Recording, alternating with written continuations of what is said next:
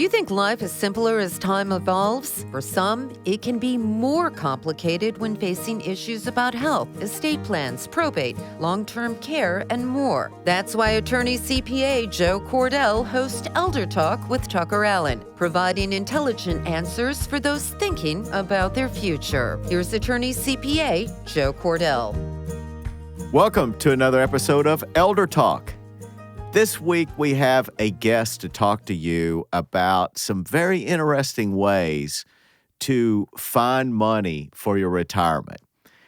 But maybe I should say more generally, to use your money far more effectively in retirement. This is somebody who is a financial planner, a certified financial planner, though, who is an authority in the area of retirement. Let's face it, we go out of our way, and we want you to know this. We go out of our way to find the best people in the country, mainly in the United States, to talk to you about ideas to enhance your retirement. So this guest is a product of that search, and we're delighted to have him. Do you want to do a little more thorough of an introduction, I Jill? would love to. We have James Conole with us. He's the founder of Root Financial Partners, all the way from San Diego. James, thanks for joining us. Thanks for having me, Joe.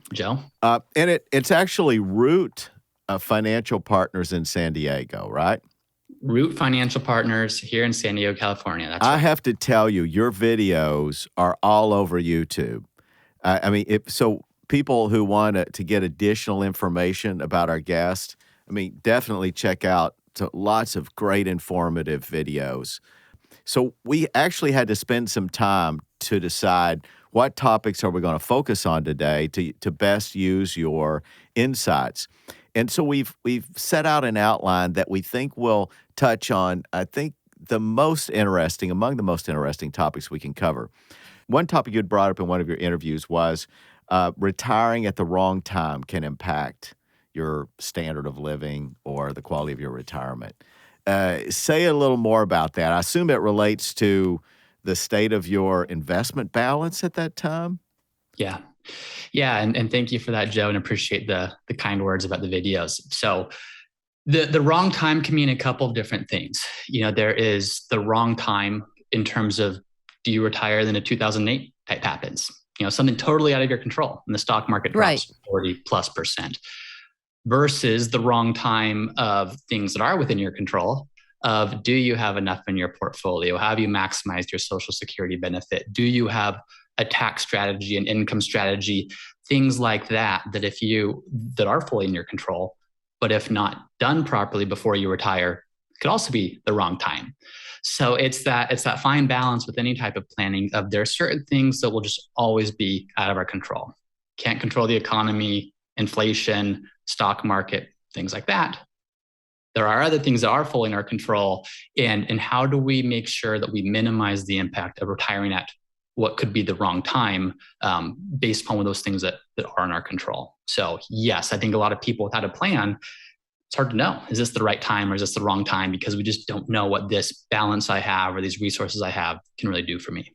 You've talked in a couple of your videos about ways in which you can wring additional benefits out of a budget, how people can find money, so to speak, that they didn't know they had when they faced retirement or even during retirement. Talk a little bit about that. I thought those ideas were pretty interesting. Yeah, thank you. I think the first thing to note is a lot of people have this sense of, okay, I'm working today and my income is X today. Maybe it's 60,000, maybe it's 100,000, maybe it's whatever it is. People have this sense of, gosh, if I'm going to retire and if I'm making 100,000 today, I need to have $100,000 of income coming in from retirement. And so it's this big daunting challenge of, how on earth do I save enough money to be able to live on 100,000?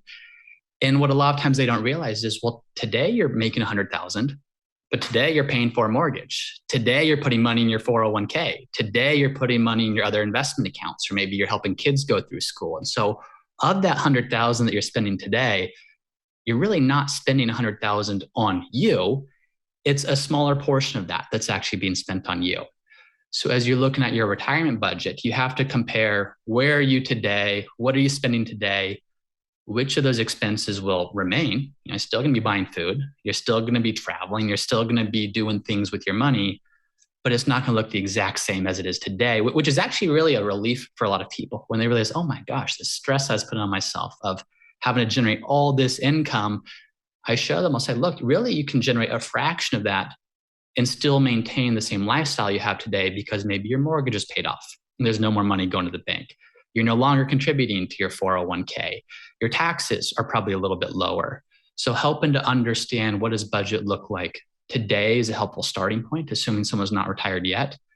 But more importantly, what does that change? Either some things might increase, some things might decrease, but how does that change going into retirement is really the core of having a plan, because really you need a plan to understand how much income do I need in my budget each year as I transition into retirement. And one thing, though, that you brought up that I want you to talk about, which is it's not something that some people have not ever thought of, but they never thought of it in the context of retirement. And that's the idea that you have this, often the single largest sum of money sitting on a shelf that's your equity in a house. And people think, well, obviously I have to own my home, meaning when they think of the things they can do to wring dollars out of their retirement, that's not even on the list because people think, well, gee, we can't talk about my not having a home.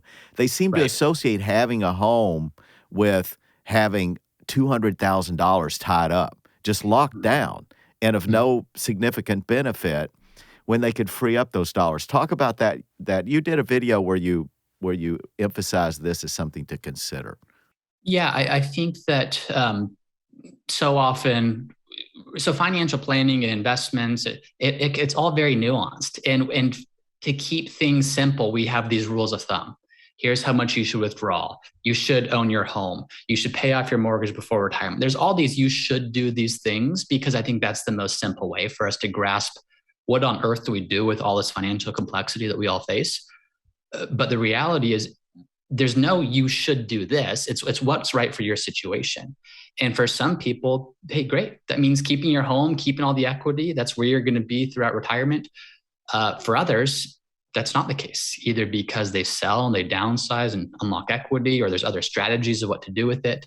Go into a retirement community? Go into a retirement community, absolutely. Some people fully expect, they say, hey, my kids have a granny flat type thing. I'll be moving to that at some point. Well, wonderful. This equity you have in your home, how do we put that to use for you to help you create this income?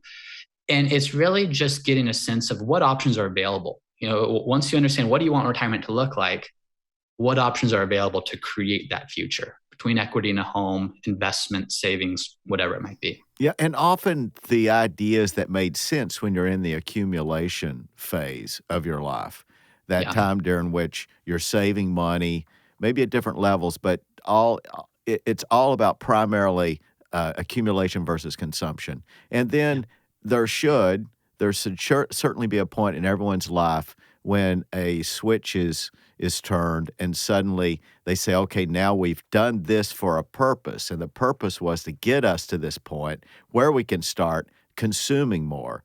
And so it's about intelligent consumption primarily rather than intelligent accumulation. And a lot of those rules you mentioned are all rules that apply up until maybe your age 60 or 65, but then people should think differently. Is that right? That's absolutely right. Yeah. So talk a little bit about the impact of a decision to free up money. What would that look like if somebody were implementing it, if it were in their house, for example? So there's a couple ways. So I live in San Diego, which is a very, very expensive part of the country. Right. A lot of people I meet with, they'll say, hey, I have my house here, and it's not particularly a huge house or a luxurious house, but it's worth a lot of money because of where it is. And I'm going to retire to a different part of the country. And we look at that and say, wow, you could buy something that's actually much bigger, much nicer in another part of the country and pay cash. And this equity that you have, that can now be put to work for you to help you create income or do other things that you want to do. That's a very common option, at least for people who are leaving higher cost of living areas to retire somewhere where it's less costly. Another potentially is reverse mortgages. I caution people to be very careful if they're even looking at this. Can you take a reverse mortgage on your home and free up the equity And as long as you live there for the rest of your life, or as long as the value of the home exceeds the loan balance there, that could be an option. Now, there are some risks that come with that can be mitigated with some good planning. But it's really about, I have this home, I have this untapped equity. If you don't need it, then great. You don't need to implement any of these strategies. But if you're trying to retire and trying to figure out how can I possibly make this work, I need assets and resources to do so, you could look at your home as a potential option for doing that. Mm-hmm. Yeah, and I would be a little more adventurous, a little more bold in going down that road, because I think if you think about it and be liberated from all of these traditional ideas and say, how can I substantially increase the quality of my life? Mm-hmm. You know, imagine having 200,000 as an Right. example. Imagine having $200,000 extra dollars to work with, to live with on a daily basis and pay rent. The idea that someone has to live in that house where it's just sitting on all that money and it's really providing no benefit except a place to live. It's probably, even in that case, soaking up more value than it needs to, just because even if you decided to sell that house and move somewhere else, why would you choose to, in all likelihood, move into something of comparable size? Assuming you've been in this for a period of time, why wouldn't somebody in that situation think about downsizing substantially, maybe going to an apartment? But in any case, if they're renting, they're not going to be responsible for the maintenance and other things associated with things that we think of as property owners. Right. Right. I just see opportunities for really radically different thinking. Don't have to worry about real estate taxes. Yeah, it's You're somebody right. else's problem. No, you're exactly right. And I, as with everything, there's also the emotional component of you have to look at what you need financially versus also the emotional side and what you want and the other desires. It isn't all boiled down just to a financial equation, but you're exactly right. If someone's in a good position where they don't need to sell their home and they have enough to live on and everything's going to be good, and they've got some great memories in that home, I love it, or it's a place where the grandkids can come over, great. It's Yeah. maybe not the best use of what you have to sell that if it's really meaningful to you. Mm-hmm. But if someone's saying, gosh, I need the income from this, I need to tap into it, then yeah, you're exactly right. Do you sell it? Do you rent it, an inexpensive apartment that does not have a lot of upkeep? It's very simple. And now that money can work for you. It's just about looking at things differently as opposed to, well, everyone says I should do this, so therefore I'm going to do this, as opposed to consider your options, consider what you need to do, and then come up with the best plan for you. Yeah, and that makes sense. And you're right that it's very specifically driven. And I know that different people in different circumstances are going to want different things. I was interested to see a segment, I don't know, it's been a couple of weeks ago, Dave Ramsey, where somebody had called in and asked, I have $1 million. Can I retire? Yeah. And I know you as a financial planner would have 100 questions. Mm-hmm. But I think that person, when he said that he had $1 million, as I recall, it didn't include the equity in his home. So I was thinking if he had included that, he would have been north of 1.2 million to work with. But he was assuming that's off the table. So what I have to work with is the $1 million I've accumulated in my 401k. Yeah. So it's just for people who, as you point out, not everybody's willing to consider it. But if you do, man, that's a big additional component to your retirement funds. Yeah. And then I always tell people, keep in mind what that also could represent. If you do sell it and live on it today, long-term care insurance is a big question. And some people say, hey, this thing's kind of expensive. Do I need it? And if you need it, you really need it and you want to have it. Some people, they'll consider their home their long-term care insurance policy of, look, if something ever happens, I'm going to stay in my home. And if I need to move into a facility, well, great, I'll use the equity at that time. So again, just use another example of what are the trade-offs associated with anything. Well, if you sell your home now to maximize income now and something comes up and you don't have long-term care insurance, what's the plan for how you'd be able to fund something like that? Versus, do you keep it as somewhat of an insurance policy? Is it a legacy thing? Do you want to pass it to the kids? Is it there in the future if you want to sell it? So, not to make this seem like it's more overwhelming than it needs to be, but just wanting to get that point that you're also emphasizing, that it's not a one size fits all. You need to consider what works and then go from there. Right. James, we've talked a lot on this show about the 4% rule. And if you could give your take on it and explain it to our viewers. Yeah, happy to. So when people are working, where's income going to come from? Well, it's a pretty simple answer. It's coming from your paycheck. And twice a month, you're getting paid some amount and you're using that to live on. When you retire, of course, that goes away. And you might have your investments, but the question is, okay, how much income can I pull from my investments without having to worry that I might spend these down and be living under a bridge somewhere because I've spent down my money too fast? Right. So if we knew exactly what the stock market was going to do each year, what our portfolio was going to do each year, it'd be a pretty simple question. Hey, whatever it's growing by, just take that. But we don't. And someone who retires in a year like, say, 2010, when the stock market was very low and then it went on to run up for the last 10, 11 plus years, that person has a very different experience than someone who retired, say, January 1st of 2000, when the US stock market lost 9% cumulatively over the next decade. So the 4% rule is saying, okay, we don't know if we're going to retire and the stock market's going to go straight up. We don't know if we're going to retire and the stock market's going to drop before going up. So the 4% rule, it's based upon research, and it's done by a guy named Bill Bengen, essentially saying, if you retire, what's the most you could spend out of your portfolio? And whether the stock market's up, down, anywhere in between, you can have reasonable confidence that this money will last for at least 30 years, even if you retire in the midst of a 2008 type scenario. So what you get is it's almost like if you retire in the worst possible scenario, you can still spend 4% per year of your portfolio and not have to necessarily worry about that, is what his research set out to look at. Now, people look at that and they have the sense of, okay, that's all I can spend from my portfolio and I can't spend a dime more. Well, no, if things are going great, you can and you should spend more because it's not going to go with you when you're a little longer here. And so one of my jobs as a financial planner is to help people understand what's the upper threshold of how much you can spend. So we're not running the risk of, am I going to run out of money one day?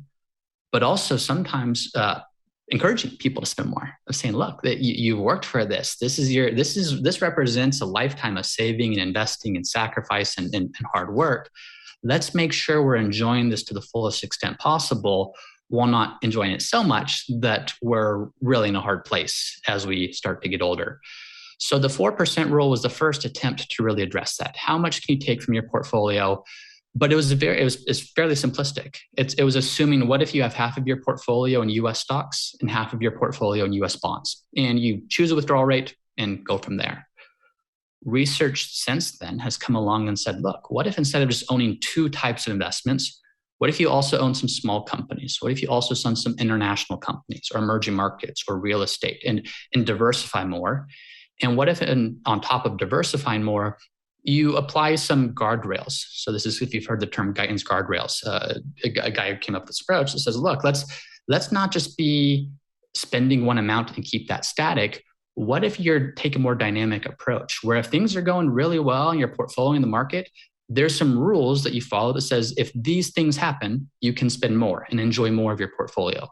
If these things happen and inflation's really high and the market's doing really poorly and you start to spend too much, well, here's when you might need to temporarily cut back on expenses a little bit.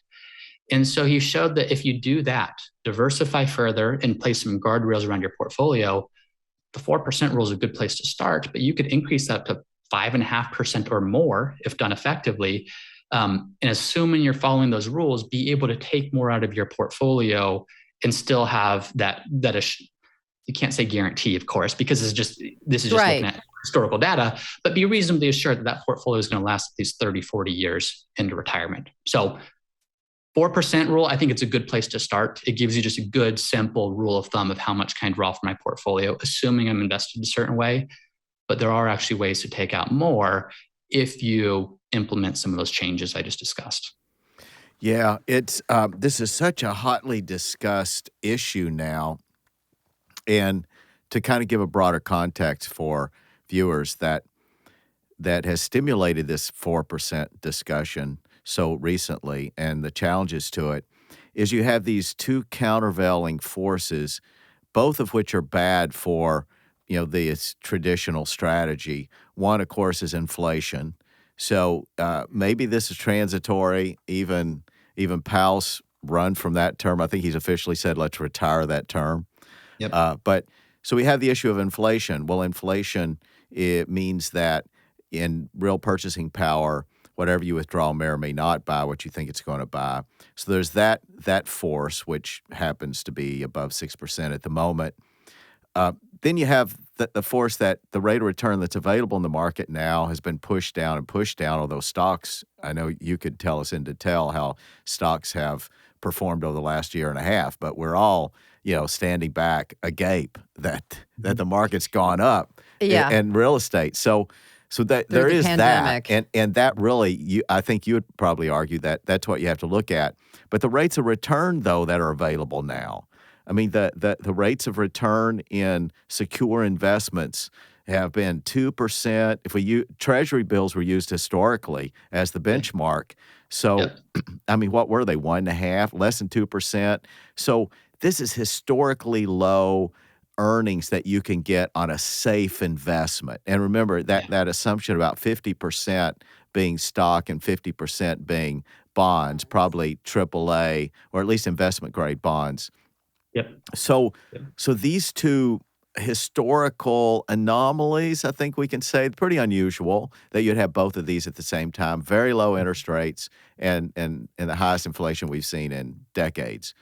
Mm-hmm. So the impact that this can have is scary. And what you said is really the best arguments I've heard about trying to live with something like a 4% rule in this crazy environment where you have 2% rates of return and 6% inflation, is that if you develop these guardrails, which I've read some pretty sophisticated formulas, but if you have these guardrails, then really you're protecting yourself from these aberrations. And are you familiar with any software programs, or maybe your firm uses some sort of algorithm?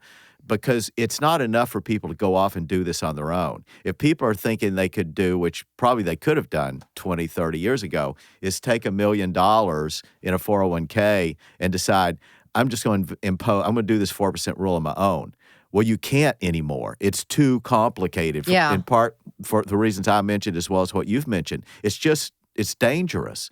So you need someone at every step along the way to help you titrate or adjust the amount of money you're taking out in a given month. You've got to have that insight along the way. And often that's going to involve some sort of planner who has some sort of algorithm or something. Can you speak a little more of that?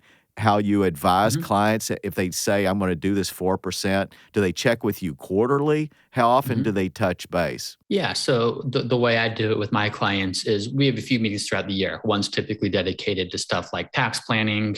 Some are dedicated to other things. One is dedicated to this specific topic, which is based upon how you're invested and based upon your spending rate and based upon how your portfolio is done throughout the year.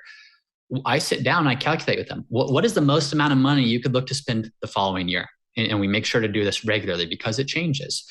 So when I do that, what it gives them is that peace of mind of someone related it recently to, if you go bowling, bowling's a lot of fun. And you try to throw this, Jill. Once upon a time.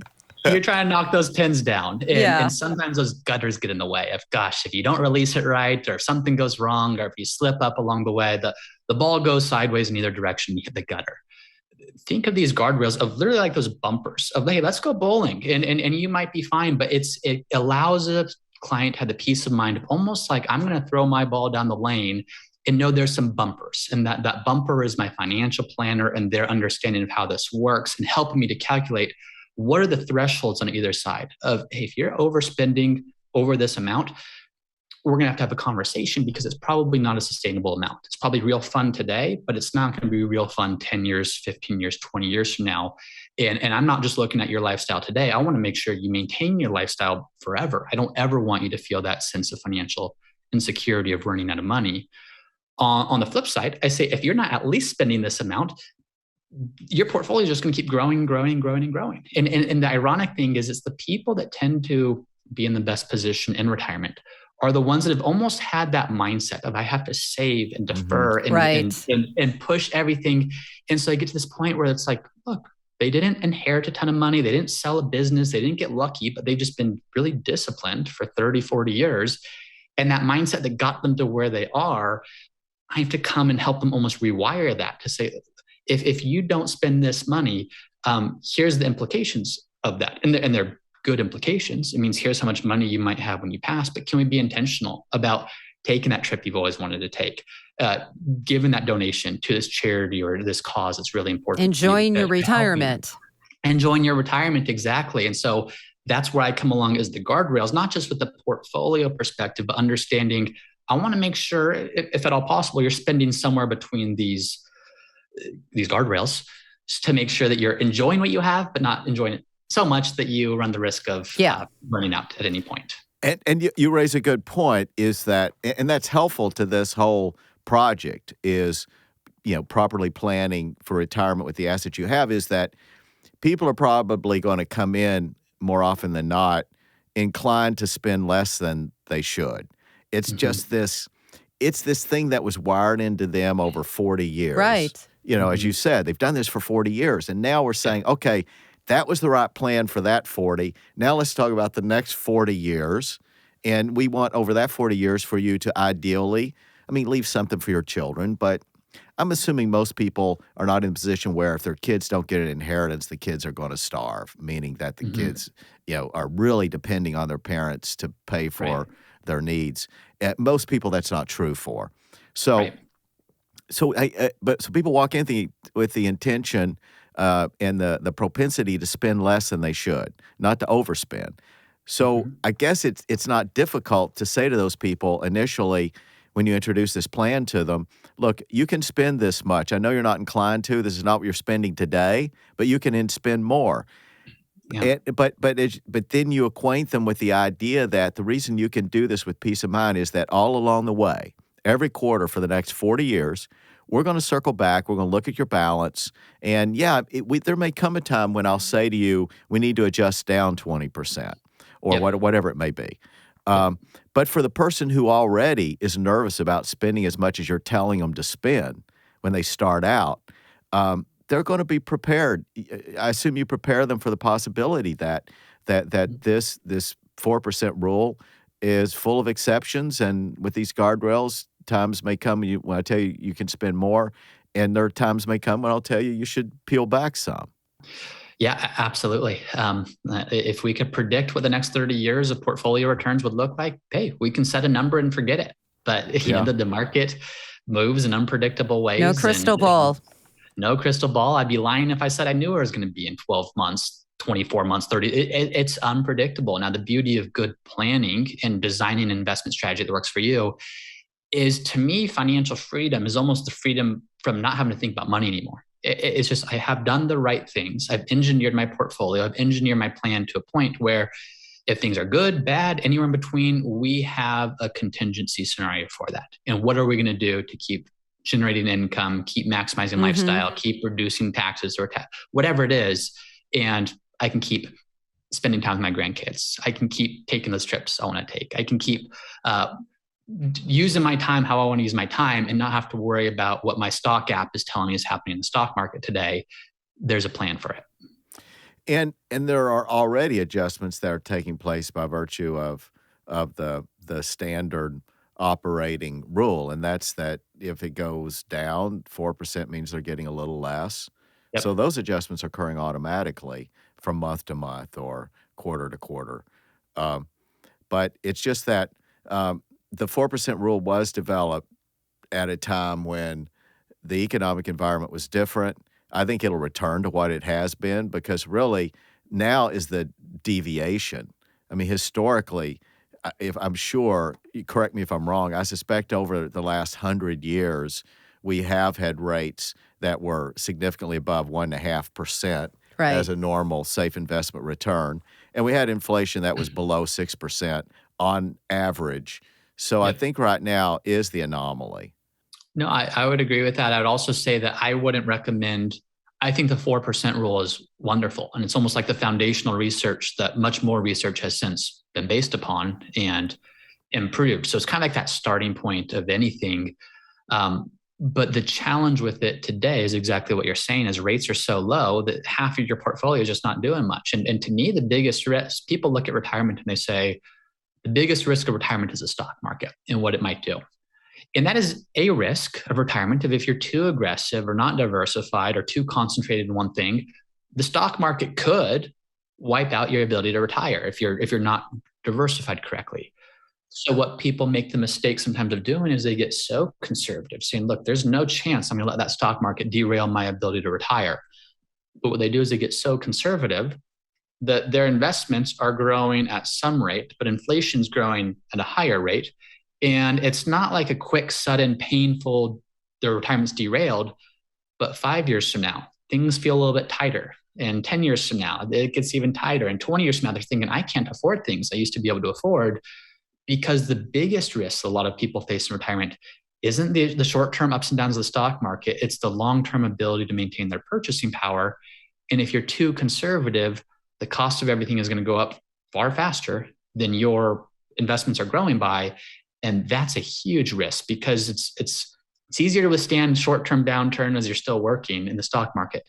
It's much harder when you're 80 or 85 or older to go back to work if you've run out of money because you're not growing enough. Yeah. Yeah. And what that conservatism more often looks like is people will be disproportionately invested in debts or bonds, et cetera, versus equities. And bonds, normally you do have rates of interest that you would earn that would be closer to inflation, but rarely is it going to be much above, if any, inflation. Right now it's way behind.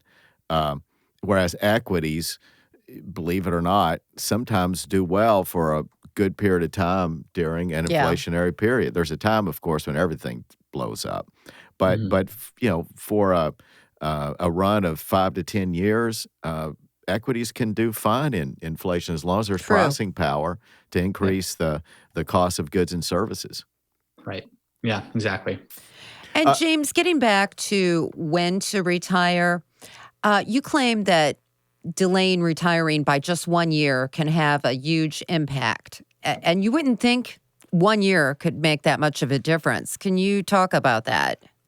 Yeah, I'd be happy to. And a lot of it depends upon what year that is. Let's just use an example. Let's say someone is 65 years old and they're retiring and they're going to collect Social Security at 67, and then they've got their portfolio and all this. Well, what happens is if you retire, when you run the projections, the decision to retire at 65 versus 66 could literally be hundreds of thousands of dollars, depending upon your expenses, your portfolio value, and all these different things. And people look at that, and I'll show them two different scenarios, and they'll say, how on earth could that possibly be the case? Right. Say, well, look, from 67 and beyond, let's assume you need to live on $5,000 per month. Well, from 67 and beyond, maybe it's you and a spouse, maybe your Social Security combined is $3,500, just making a number up. Well, that $3,500, that's covering 70% of all of your expenses in retirement, 70% of $5,000. It's really only $1,500 per month that you need from your portfolio at that point. So your portfolio, there's not very much pressure on it, or there's much less pressure on it at 67 than say at 65, where if you retire, Social Security hasn't started yet, or maybe a pension hasn't started yet. All of those living expenses have to come from your portfolio. So that first year, now you're taking $60,000 per year, and that's after taxes. So maybe you really need 70 or 75,000. So you're having to pull out that additional amount up front. And now that's $60,000, $70,000 that can't keep growing and compounding for you over the next 20 plus years. And on top of that, if you retire early, that's one fewer year of 401k contributions, maybe a match, maybe some savings. It's one fewer year of your money growing for you before you retire. It's one more year of you spending down your portfolio. And typically the years that are the most taxing on your portfolio are those first years. Sometimes if you're retiring before Social Security or a pension or some other income source is helping to come in to alleviate some of the pressure on your portfolio. So the more you're having to take from your portfolio those first years, the less you have that can keep compounding and growing to create income for you in the future. So it's a number of things. Of course, it depends on the situation. Not for everyone it's that dramatic, but for a lot of people, it certainly is. And the last thing I'll say to that is, I'll show this to people and they'll say, okay, so So you're telling me I should work another year? Say, no, absolutely not. If you're in a position to retire earlier and you can have all your needs met and do everything you want to do, at what point is working longer costing you? Yes, you'll have more money in your portfolio when you're 90 or 95 or whatever age we project to, but financial planning is not just about how do you maximize your return on investment. It's how do you maximize your return on life? And does that mean retiring that year early, spending more time with the grandchildren, making the most of those early years when you have your health, the resources, your energy to travel and take some of those trips you want to take? So it's helping people quantify things in maybe a way they haven't quantified before, but then giving the guidance that isn't just financial guidance, but what's the best for you and will lead to the greatest fulfillment throughout your retirement. Yeah, and if people could just bring themselves to think about the percentage of the years that they'll have available to do all the things they want to do versus the percentage of years they have left to live. Those are two different numbers. So somebody may think if they're 65 that, oh, well, if I just take another couple of years and work, then I've not pulled significantly from my 30 years expected of retirement, for example. But we've often used the phrase on this show, which I'm sure you've heard before, is the go-go years, the slow go, and the no-go. No-go. And I like that way of thinking because it's so true for most of us. And that's that, there's a 1/3, just grabbing a percentage. For some people, it'll be half. For some people, it'll be 100% because they'll be out jogging one day when they're 90 and they'll die of a heart attack. That's the way to go, I guess. But so if people are like maybe the average person, let's call it 1/3 when they can really do everything they want to do, meaning get on a cruise ship and go and go. They still have their good health, right? Yeah, and they can do the excursions and stuff. So maybe we're talking about 7-8 years, even though that sounds like a pessimistic time period. I think that statistics would probably bear out that estimate for many people. Yeah. So when you figure you're taking a year or two from that to continue working, and I've been talking to a good friend of mine. I've been on him a little bit for the last easily 3 to 4 years. He's going past 70. I know he's in still his working. 70s. Yeah, and now he's earning good money. And he tells himself, well, I'm just going to earn it this year, and then it becomes next year. Kind of what you were suggesting, where somebody feel they just can't walk away from it. They think, gee, all this money I'm earning, and he does earn good money, but he would be fine if he just left. Is he doing it because he really loves his job, or he just wants... Yeah, no, he's not in that He's not doing it, okay. But he's like so many of us and so many of your clients. People worry about running out of money in retirement. It's this fear. It's this phobia. So in that case, I guess you have to really weigh, do you need to earn the extra money? But your point's well taken. The math, if people sit down and do the math and incorporate all the effects that the numbers have, it is much more than they thought. Comment on how often do your clients will have some other working source of income, maybe something they enjoy, some way in which they supplement, which would dramatically change the numbers, would it not? It absolutely would. And it goes back to the fact that any income you have coming in that's not coming from your portfolio puts less pressure on your portfolio, which means your portfolio can keep growing and generating more income in later years. So I for a lot of clients, when they are working in retirement, once they have enough to retire, I encourage them to say, do not do any work unless it's something that is fulfilling to you.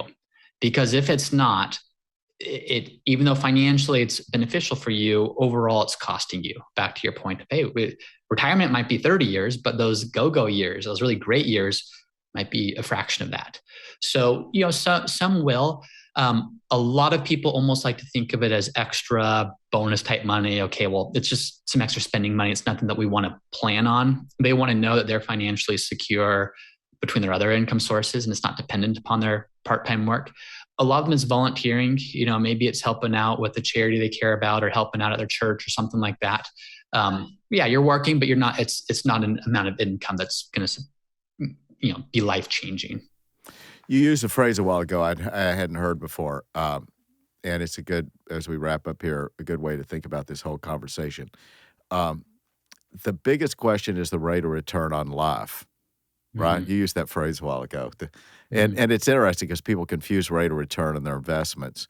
So when you define the rate of return as the return that you value as the rate of return on life rather than investments, then sometimes there'll be a fork in the road between those two, and ultimately you'll conclude that your enlightened pursuit of the rate of return on life would require that you leave a job sooner.